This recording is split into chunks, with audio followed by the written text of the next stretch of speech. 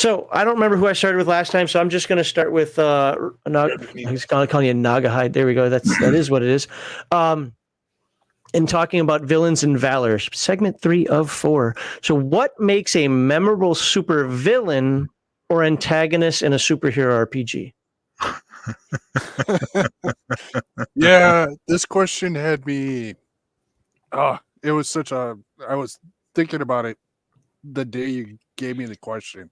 I've been thinking about it every day since. But we touched on it already, I think, this evening. Is the supervillain challenging? Are they a pushover? Do they, when the players are interacting with the supervillain, do they feel threatened? Do they feel like, we could take this guy no problem? I think if the villain is more challenging and sometimes more mysterious, it makes that villain way more memorable. For example, I ran a game once where the heroes had no idea who the villain was for over half a year of playing this campaign. Mm-hmm. And by the end of the campaign, everybody that played was like, "Oh, this was really great. We had no idea who it was." And it turned out it was somebody that they were working for the entire time. Dun dun dun. Right. It's a trope, but it's a good one that works. Tropes work for a reason. Yeah, isn't this a game of tropes anyway? And I'm not saying that mockingly. Yeah, I think so. Yeah, I think I've seen it in a lot of different games, be it video games or other role-playing games, where you're working for somebody and they turn out to be the bad guy. You even see it in movies sometimes. Hail Hydra. Yeah. All right. Brian, what makes a memorable supervillain or antagonist in a superhero RPG? All right, so I'm going to steal a lot of Bear's thunder on this one. Bear, what is a... No, I know. I want to tell this story because partly because like I got a ton of interaction with this character when we were playing, but the thing is, like, you can do all sorts of things that don't have to be like, oh, he's got cool powers, or look at look at how he's destroying the city or controlling the governments, whatever it is. But the quote, and I'm going to use air quotes on this one, the villain conquistador from our Tuesday night game, where I forget exactly how it came up, but basically my character was talking to Conquistador, trying to figure out why he's coming in and destroying our city. And basically, so he's South American, and he's sick of all of the U.S. involvement in. I actually watched that episode. Yeah, but like all the U.S. involvement in destabilizing South America, and Bear's like, okay, give me like a wisdom check or something. I forget exactly what psyche, yeah. And I totally botched it, and he's like, he makes some really compelling arguments here. So the thing is, like, it can be things as simple as making like the GM coming up with a good argument as far as why your superhero might relate to the villain. Maybe it's something as simple as, wait a second, is that Antonio Banderas playing the villain? I mean, there were all of these things that, I, as a player, I want to get to know Conquistador better than I already do. I want him to come back for a second appearance, or I can't wait for the next session to interact with this NPC just a little bit more. So it doesn't have to be because you guys got in a fight or that, oh, this was this super powerful character. It's, we just had some fun interactions, so what is it that you as a GM can do to just spark a little bit of interest in the player to get them wanting to see them come back? Okay. Bear, same question. What makes a memorable supervillain or antagonist in a superhero RPG? Before I start, I want to say a couple of things. Number one, I am not Antonio Banderas. Ricardo Montalban. Secondly, secondly, the most important thing, I think Lord Mateos, I think he says this properly when he says a good supervillain is one that is relatable. Humanity makes the villain memorable. There is no villain unless he is truly evil that believes he is the villain. As the great Christopher Lee said, he believes he is right. And his right is your wrong, and that's what makes him the villain to you. But there's an alternate to that as well. That villain that just is really good at getting under your skin, thwarting your plans, messing with you, screwing up your stuff. There's a villainess in the Zenith universe called Chimera. She is a shapeshifter. I have tortured players with her. I have had her join their team as a different person, win all their trust, and then, like I was saying, it turns out the villain was someone you knew, betray them in the 11th hour, and they're all just like, this, and they just lose their minds about how much they hate her. And then for the next 10 sessions, they're paranoid about everybody they meet. They start coming up with ways of, we got to find a way to detect shapeshifters. They turn into DS9. You know what I mean? They're just like, what you do with the villain is what matters. How you portray the villain is what matters. For some reason that I will never understand, in my Friday night game, they've all tweaked on this one villain named Black Rhino. He's dumb. He hits things with his head.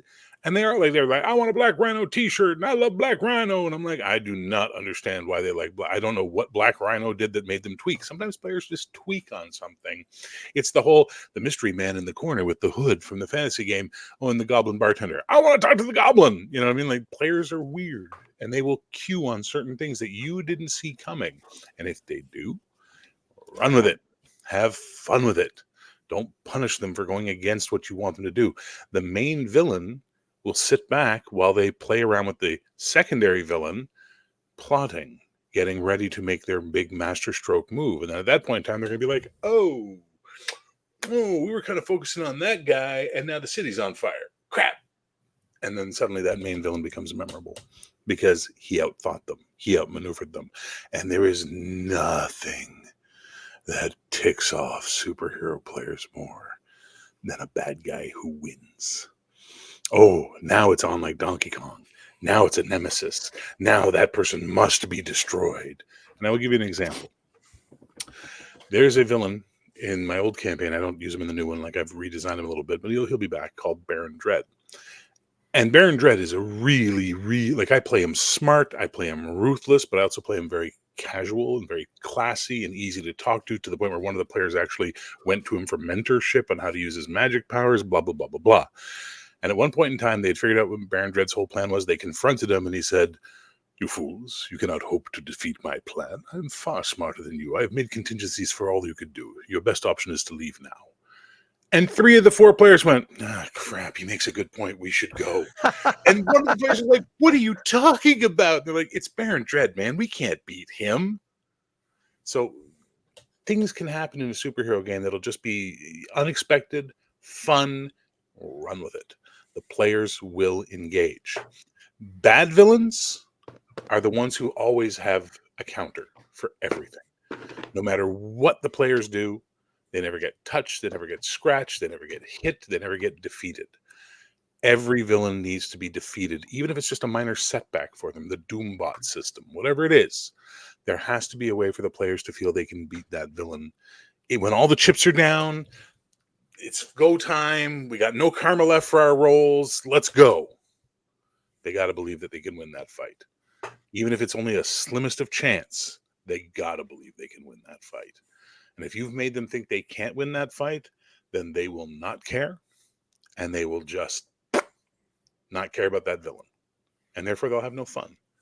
And, it's just a game. We're here to have fun. So maybe we should focus on those things and make those things happen. The players are the heroes of the story. They are the ones who matter most. Why did Conquistador tweak with Brian? Because Brian came in as Singularity, his character, full of pith and vinegar. He was right. He had morality on his side, and he was going to stop these people from destroying his city. And then he had a conversation with the leader of Los Libertadores. I can't say it. I'm not Spanish. And found out, oh, crap, this guy may kind of have a reason for being here because, the Central American War just ended in my world. And, we've been kind of playing around in his country, and all these villains that we're facing are all South and Central American. Wait a minute, what's going on here? And as a result, his character had to rethink who he was, what his place in the world was, and what his morality was. And for Brian as a player, that tweaked. That made him latch into it. Once that engagement is there, you succeed. Thank you for attending my TED Talk. Well, and I'm definitely going to jump on that. Like the players, the players all, like, it doesn't matter what the game is. The players have to have an out. The villain. It's a cool villain. Yes, the GM is one of the players, but if the villain is always winning, you're gonna kill your group. Yes, it is sort of a railroad kind of a thing. Yes, it's a fudging dice kind of a situation. But if the players don't see that they can win, or and they don't have to win, but they have to at least see that they can win, you're going to lose that. And especially in a superhero game, no one wants to see the villain just come in and decimate their city. Even if Conquistador has a compelling argument, okay, I understand what you're doing, but you're still destroying my city. Maybe we could talk about it instead. Maybe set up a meeting at the UN. Right. So I think especially in superhero games, you have to, the players have to see that they can win, even if maybe their dice rolls don't necessarily work out. So, anyways, yeah, I'm done. I think a lot of what you guys said is actually true for really any role-playing game. But, when it comes to what people like to call the big bad at the end, I don't like that concept because that's very video gamey. But in the superhero world, where in order to challenge a superhero, you're going to need a supervillain in order to do that. I get it conceptually. Some people in chat were saying, it's got to be somebody relatable. It's got to be somebody who you can actually kind of sympathize with to some point. I think all of those are partially true. But I think Bear, in a different set of words, said what I was going to say the best. It's the villain that gets under the player's skin. For whatever reason. It could be, as Nagahide said, combat. I'm inclined to actually go a different direction than that. But if your dice rolls keep effing up every time you're doing this, or if the guy is just pretty darn powerful and you've got to remember him, so it's in the back of your mind, I absolutely can get that. But the one, whether it's the trope of the person you were working for, the person who infiltrated your party, or you thought it was somebody else, so you were going left the entire time, and you kind of found out if you just taken that right turn the first time, none of this would have happened. Like, I think when you can remember back to earlier sessions and find out where things went off the rails or where you could have done something differently, and you're frustrated by dang it, we had him, we could have done this. I think anything that gets under the player's skin it helps make them memorable. That's, again, there are many different ways of doing that, but go ahead. So this is for Gunther the Mad, because he hit on it perfectly, which is this: Batman, my God, Victor Fries. Yes, it would move me to tears if I still had tears to shed. That moment from the Batman animated series made people who didn't understand didn't understand a motivated villain, didn't understand how someone being a villain thinks they're actually being a hero, or they're just being driven by their pathological damage, that episode, Heart of Ice, just explains it. And that's why it was such a good show. Because it took the time to explain the villain, and then have Batman, as the vessel of the viewer, go, "Ooh, shit. Nice type of karma." Because he would have to now, he wants to help this guy, but like Brian said, he's trying to destroy my city. Can't have that. So now what do you do? You know, I kind of disagree with Brian a little bit on the whole the destroying the city thing, in terms of Hey, go ahead and destroy it. It sucks. Rent's too high. no. No, I'm just saying that sometimes not being able to stop the villain from doing that, putting you in a sense of hopelessness. If you have trust in your game master, which I typically do, that there is going to be a light at the end of the tunnel, there is going to be the out, so to speak. There is going to be something that, yeah, the city might be destroyed, but what comes after the city? Then it comes to the East Coast, or the seaboard. Then it becomes the country. Then it becomes yada yada. At some point, we've got to be able to stop them. Maybe it's rallying more people, from the West, so to speak. So I actually don't mind the idea that we can't stop this guy. We, at least not now. It's going to take us time to build up the super friends. Yeah, but that's event. Now you're talking about event. That's event heroics. That's a different beast. So when you're fighting villains, there's villain of the week, there's nemesis, and then there's event. So I'll give you your example using the X-Men. The villain of the week: Pyro, Sabretooth, Unis the Untouchable. Nemesis: Magneto. Event: Apocalypse. They're very different tiers of the kind of villain you're going to be facing and what kind of story needs to happen around them. Pyro is never going to be the event villain because you can take him out. Magneto can't be the event villain because you need him there as a driving force that pushes the heroes together. And in fact, when the event villain shows up, the nemesis, if you do it right, should join your side against the event villain. We're still enemies, you and I, but today we are allies. And you fight together to take down the big bad. As you said, you don't like the video game term, so we'll say the threat. Go ahead. Right? So that's where superhero comics really will help push things along. And that's where the tropes can really make it big for characters and players. Because they've done the villain of the week, they've tangled with the nemesis a bunch of times, and now that showed up. Oh, and the team's getting its ass kicked. Oh, wait, Magneto just arrived, or maybe Conquistador just arrived. What's going? And he just punched that guy in the head. But you're a bad guy, and we're enemies. But I guess we'll team up for now. And then it just creates a whole set of fallout later in your campaign. I know I'm oversimplifying by saying this, but I'm intentionally doing it. I know. I just think that the players should have equal chance to lose or win. I agree. Sorry, Okay. Naga, I wanted to say something. No, go ahead. Go Naga. And Bear, also don't forget the other fun aspect is when your nemesis created the event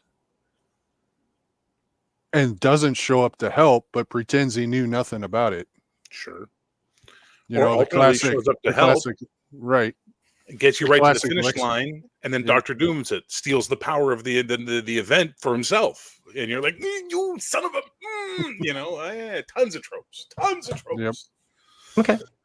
Yeah. Good stuff. All right, let's move on to the next question. I don't know who I'm supposed to. What's that? Hold on, Yeah. real quick. I Fine. was gonna say, and also don't forget, the players can lose, and you can always do the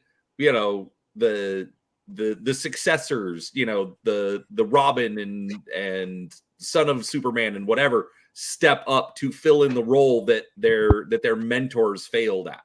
That's Why does losing have to be death though?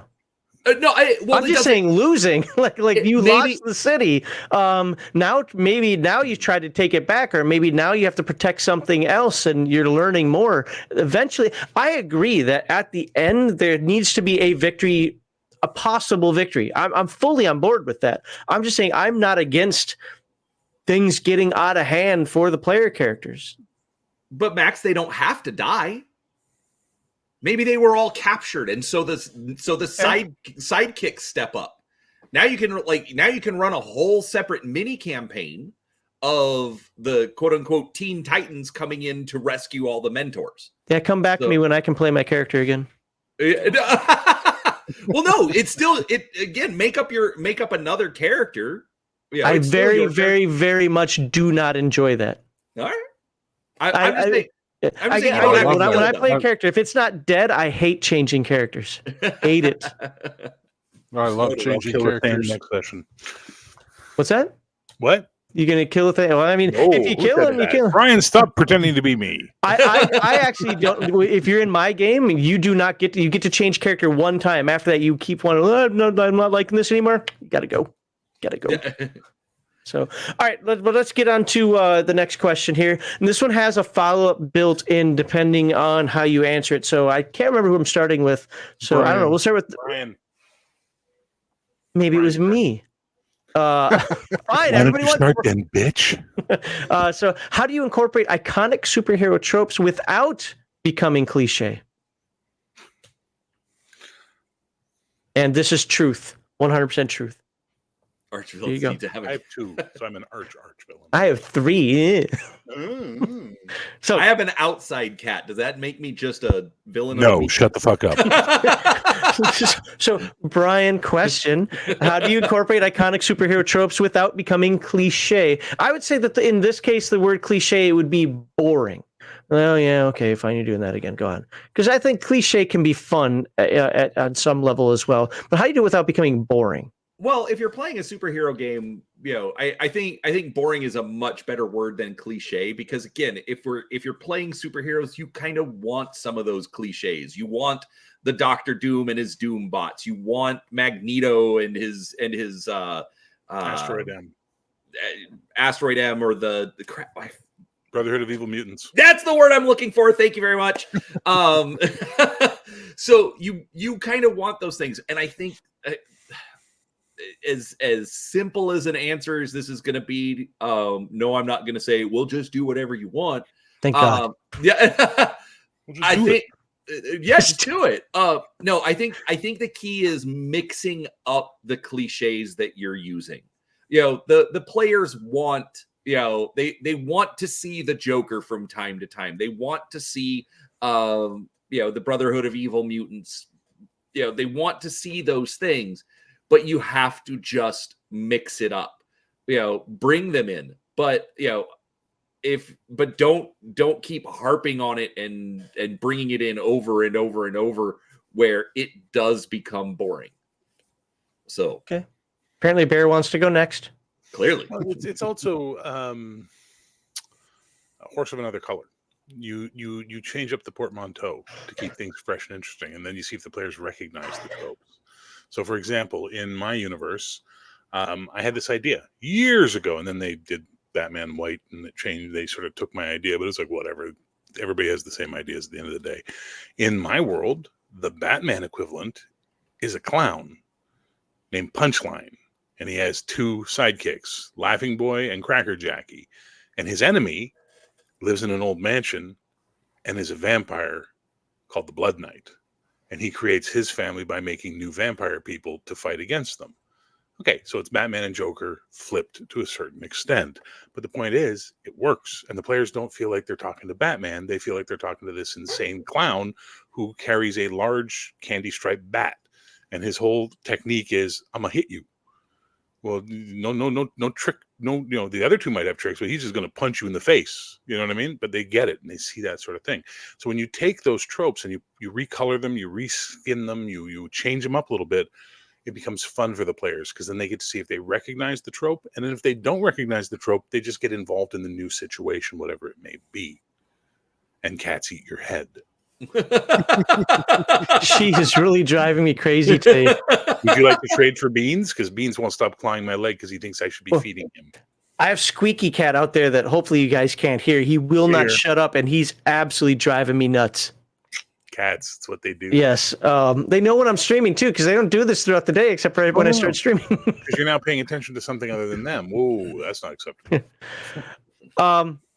You said something that I wanted to piggyback on, but we talked about cats and I forgot. So we're gonna recoloring, changing them up, seeing if players recognize them. Oh no, and don't this is again because I Because don't you love know. to be the devil's advocate and argue black and white. Go ahead. Well, no, it's because people don't always watch the show, and they don't. Some of these people be new to the panel show, and I've got to be a little hyperbolic and explain my point. What Bear just said is the reason I don't like comic books. Wow, clown man named Punchline with crack. No, I'm out. Like Yeah, I no, can't. dude. If anything this conversation has taught me is you should immediately cancel your pledge to heroic, because you are not a superheroes guy and you should never play superheroes. And there's nothing wrong with that. Nothing wrong with that. But it's clearly not for you. And that's okay. It's allowed to not be for you. No, I get it. No, I would just be more vigilante oriented when it comes to that. No, it's one of the reasons, people like to say, well, Max just doesn't like to have fun. No, Max has fun in a different way. I like games that are more human. I like games that are darker. I like things that are grittier. There are no clowns in the real world. There's no rodeo clowns that get into bar fights in the real world. Rodeo clowns are retarded, dude. Yeah, you ever met any? You ever met any? The rodeo clowns themselves, no. Yeah. But the concept is retarded. I've worked at bars where rodeo clowns party. Okay. Trust me. They are not to be trifled with, these guys. They are like, there's a joke in Shakes the Clowns. You guys are all right for a bunch of pussy party clowns. And it's true. Rodeo clowns are that kind of crazy because their whole job is to have a bull chase them to protect the guy. No, right? I understand. I understand what they're here. That's my point, is that there's a real world factor here.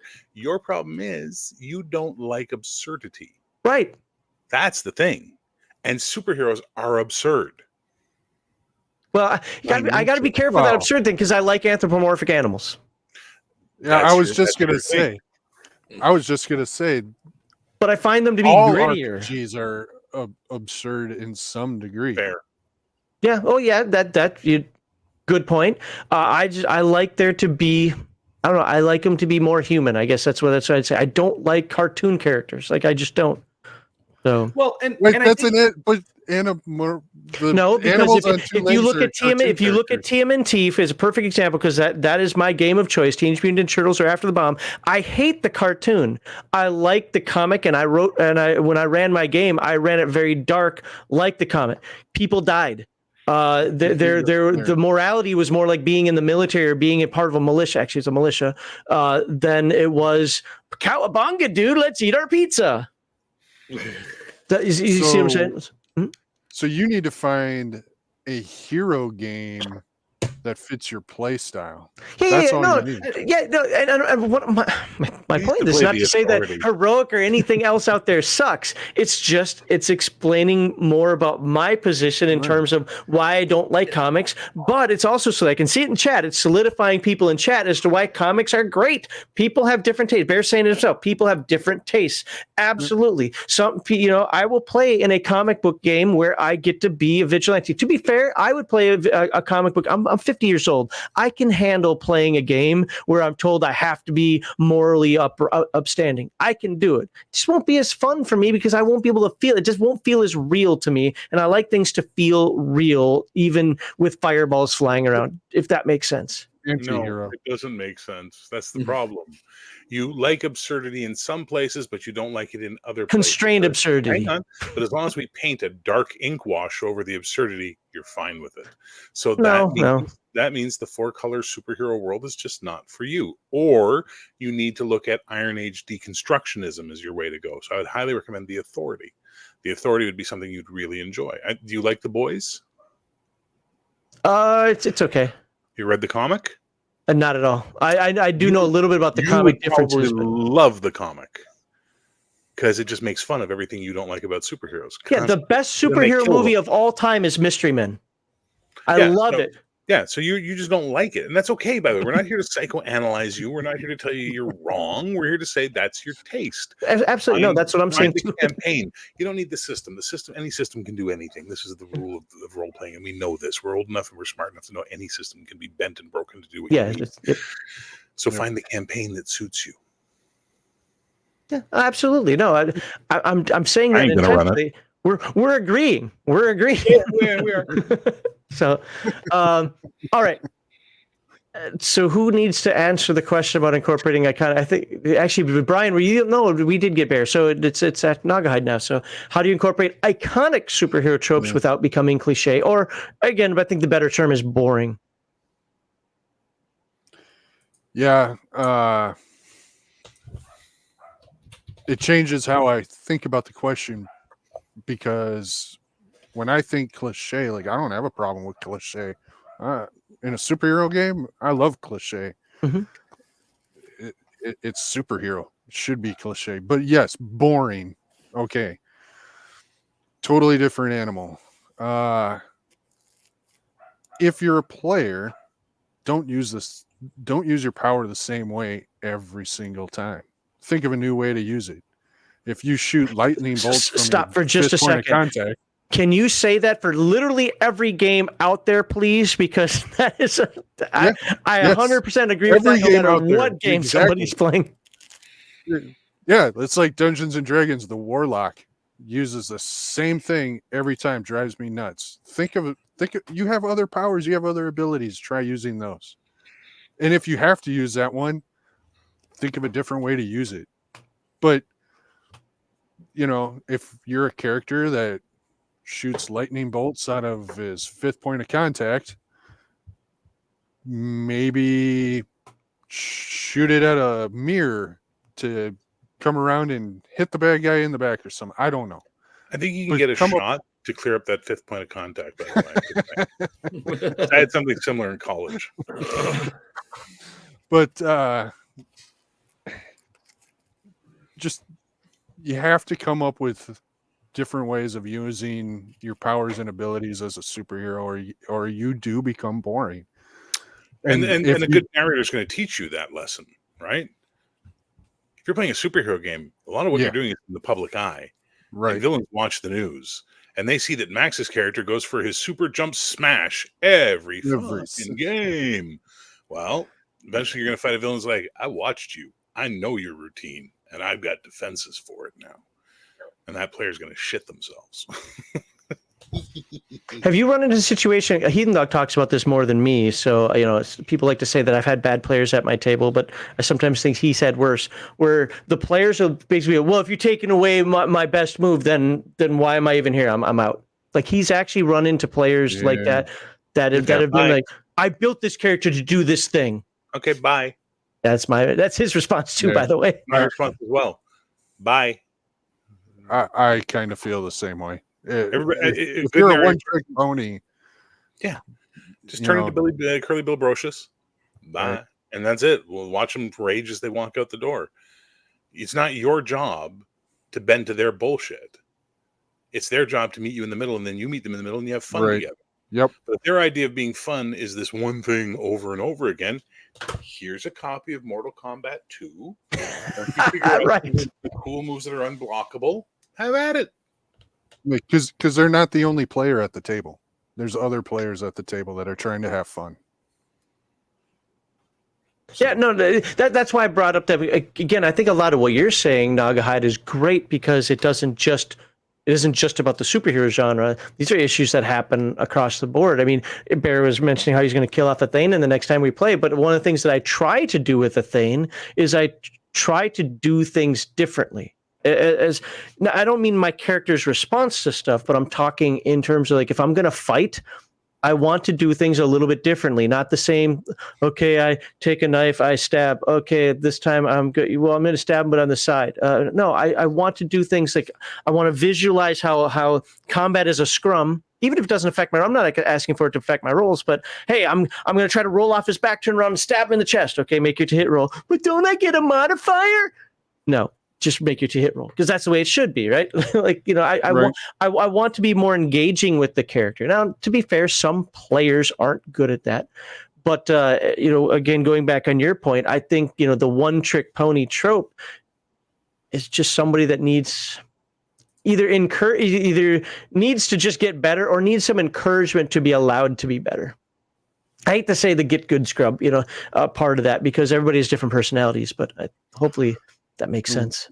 Now, one thing I just thought of that I need to add to this is if you're the narrator, game master, whatever, you have to allow for that. You have to allow for the creativity of the player.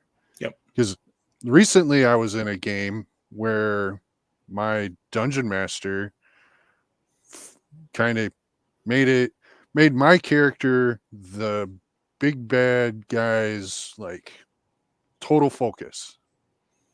Campaign was like, we're fighting the big bad guy. All my other friends were dying. Like they were on their last leg. So I was going to jump into the volcano and sacrifice myself. And he magically whisked me away to some cage. I was like, what the heck? Like this all could have ended. He would have went in. He would have went into his little fire multiverse dungeon or wherever he came from, because I would have been dead and everybody else would have been saved. But he wanted to keep it going. And I was like, I felt cheated. Well, I know we're way over time, but I'm going to ask this question to everybody here. Okay, so just speak up if you want to speak up. You're talking to me now. No, you're talking to everybody who feels like me. How about that? And apparently some people in chat now. Thank you for the support, guys. How do you ensure players play their characters as iconic heroes and not vigilantes? I'm going to get in trouble with my opinion on this. No, one. I don't. That's why I want people with differing opinions here. So I think that's good. Again, I don't care who goes. This is an open kind of discussion question. How do you ensure players play their characters as iconic heroes and not vigilantes? All heroes are vigilantes. Well, if you're a hero and you're not working for a government entity, law enforcement agency, or anything of the ilk, you are a vigilante. You are taking it upon yourself to stop crime. Nobody asked you to do it. You're choosing to do it on your own. Are you doing it? You probably are. But this is ignorance. This is ignorance talking right now. I thought superheroes usually belong to like organizations. Was it SHIELD or whatever it's called? I thought they usually belong to sanctioned organizations. No. Only the Avengers. Yeah, only the Avengers. Well, Avengers, JLA. I mean, JLA rarely has been sanctioned in their history. Only when there was a brief run in the 90s where they were a sanctioned UN team. Yep. It's just, you going to tell Batman no? No. Right? I'm not telling him no. Don't ask you to do this, You Batman. can tell him no. Society told me to do this. It's a crime and a cancer, and I must fight the dark. I'm a bat. Like, I mean, come on. You know, it's nonsense. It's this idea that okay, first of all, how to make them be iconic or how to make them be heroes and not vigilantes, that's built right into heroic through the karma system. You have an alignment. There are heroic, unaligned, and villainous. And unaligned and villainous should not be common things in a campaign at all. It's called heroic for a reason. Second, the karma, which fuels so much of what you're going to do and how your character is going to achieve stuff and all that kind of stuff, has penalties. And when you do stupid vigilante stuff, you take penalties to your karma. And eventually, you can't get good, scrub, because you're stuck going, well, I'm at a karma deficit. Oh my God, I just hit negative 500 karma. I just became a villain. Hi, give me your character sheet. Put that over there. And now you can make a new character or leave the game as you so please. You know what I mean? Mm-hmm. This is not a cheerocracy. It's a cheertatorship. And it has to be. Everyone got at the table and agreed to play this. If someone gets to the table who agreed to play this and then decides they're going to play a completely other game as opposed to the one you're running, maybe it's not about the game. Maybe it's not about the system. Maybe it's not about the campaign. Maybe it's about them. And maybe they're just not a good fit. You know what? I'll call you when we're doing Twilight 2000. You can sit this one out. And maybe that makes me a bad person, and maybe that makes me a bad GM. I don't give a fuck. Why would that make you a bad GM? Like, I mean, I know people. I know how people out there, because I agree with you. I as somebody who, if you were to invite me to your table, to your heroic game, I absolutely would play the best I could within the genre. But at some point, I'm going to get frustrated. I just know it. I'm going to get frustrated. I'm like, there's a simple answer to this. This is all we have to do. Yeah, but we're that good could guys. be a I don't part see of why your good guys can't character. do this. But that could be the exact point of your character. Hawkman. That was Hawkman on the Justice League. Hawkman's like, I could just go bash that fucking clown's head in and we'd be done with this Batman. And everybody's like, calm down, Carter. Like we're not villains, and fine, we're not villains. And then eventually he goes, fuck this shit. And his crypto-fascist nature takes over, and he starts going off the rails. And now, because he's snapped and gone so far to the other side, all those old friends of his have to go stop him and take him down. So there's stories that can be told from that. And when you tell those stories, players get to have a good time. And yeah, your character's probably going to die at the end of that story, but hopefully you're going to go out on an epic fucking moment that everybody's going to talk about for the next 10 years of their association. I'd be cool with that. That's the point. It's role playing. It's not me playing. I'm not showing up to be me with a sword or me with an I-beam or me with a secret ancient tomb of Cthulhu. You guys don't actually have superpowers at the table? I'm out. Yeah. This whole thing's fake. Fair. It's not fake. It's scripted like wrestling. Oh, sorry. Anybody else want to chime in on the ensure players I'm sorry. How do you ensure players play their characters as iconic heroes and not vigilantes? Well, I mean, one point that I'll make is that, at the end of the day, like has been said before, the characters are already vigilantes. But think about it, they're not they're doing it because there's some sort of flaw in the system. There's not enough police. The villain has managed to take over the city, or you live in a horrible country, whatever it is. And so the players are supposed to step up and try and make a better world because the world isn't in a good place right now. So that's why the superheroes are there. So it does come down to that initial buy-in. Hey, let's play a superhero game. Okay. We know what the superhero tropes are. So if we say, hey, let's play a superhero game, and you don't even Batman, is dark and a bat, and I'm going to scare you, but he's doing it because he wants his city to be better. So maybe you're kind of that douchey character in the game, but your end point should still be, I want to stop Conquistador from destroying the city, even though he makes a really good argument. Why must you drag me into this again? I thought we were friends. I thought you had connected. I saved your life. I did make sure you don't drown. We've connected, but I still don't like what you're doing. I don't like what your country is doing. I mean, we have this. Why don't we put it behind us and go for a cafe? All right, let's get some chat here. In the meantime, if you guys think of questions for each other or comments for each other, go ahead. I'm going to knock out some chat though. Back a while ago, Nerd said superheroes does feel like a genre almost uniquely equipped to deal with TPK, and accidentally one hit killed the big bad at the end scenarios. He lets you live to watch his master plan. It was a Doombot, etc. And you guys had mentioned that. It was a simulacra clone that he got made for him by that evil genetic corporation. He paid a lot of money for it. Whatever. Lots of reasons. Gunther the Mad for $5. Thank you very much for the $5. Gunther the Mad says there's nothing wrong with using tropes, but the best uses are when the GM puts a personalized spin on it. I can get with that. Yeah, absolutely. Yeah, 100%. I agree. Lord Mateus says, I prefer the street. Wow. Apparently I'm going through puberty. I prefer the street level. Really, get the boat. I prefer the street level supers games. High level stuff is fun to watch or read, but gritty realism is my jam. Strawberry or raspberry. No dares give me the raspberry.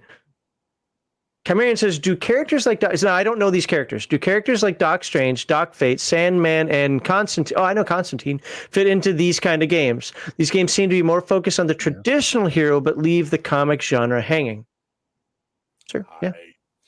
Okay, so read a Doctor Strange comic, and then read Doctor Strange on when he hangs out with the superhero team. not the same type of adventures. Dr. Fate is really an NPC. Sandman is an all-powerful being and not a superhero, and Constantine is 100% an NPC when he shows up in anything, and he usually has a quest or an option that is at odds with the heroes, and he's using them to get what they want. The problem is people read Sandman Mystery Theater, they read the Hex Hellblazer, and they think that's cool. Yeah, it is in that type of story.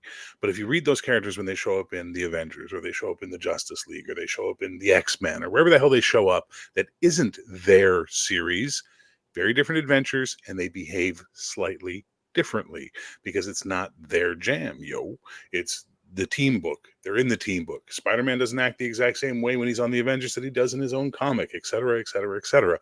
So you can't just shoehorn that guy in. Those characters can work, but you have to be willing to go with the trope of the field. And then a good narrator is eventually going to give adventures that directly speak to that character. And then the rest of them have to go, I normally just punch things, but I can't punch these things. I don't know what's going on. What do we do, Dr. Faustus? And go from there. Again, tropes. Always tropes. Superhero games are nothing but tropes, and how you deliver them, how you play them, how you interact with them, and what you choose to do. Yeah, anybody else? I'll be teaching a course this winter. Superhero 101? Yeah. All right. Seafire says, play the character appropriate for the campaign style. I thought that was a really nice, specific answer to, for that question. Play the character appropriate for the campaign style. Yep. And then, all right, the last one I have on here is Weird Guy. I had to put some support for my side of this, so that's why I did a couple of these. We like vigilantes at my table. We play for keeps. We take them down permanently often. No worries. I would love to run that game, because when the heroes have enough of your bullshit and they come after you, you're going to be in a world of hurt. A world of hurt. But, you'll get to have that murder spree that you always wanted to do. That'll be fun. All right. Any final comments on segment 3 before we go into the last and final segment 4? When I think about heroes, I touch myself. I don't know. I got nothing. Is that a song? No, but it should be. To the Suno. To the Suno. All right. Well, I want to thank everybody for watching segment 3. We're going long today, but unlike the other times we've gone long, where I'm like, oh God, this is going on, this is going on. I really think the discussion here is fun. I hope you guys think it as well, and look forward to seeing you in part 4. We talk about building your universe. Now we're going to get big, universal. Big bada boom.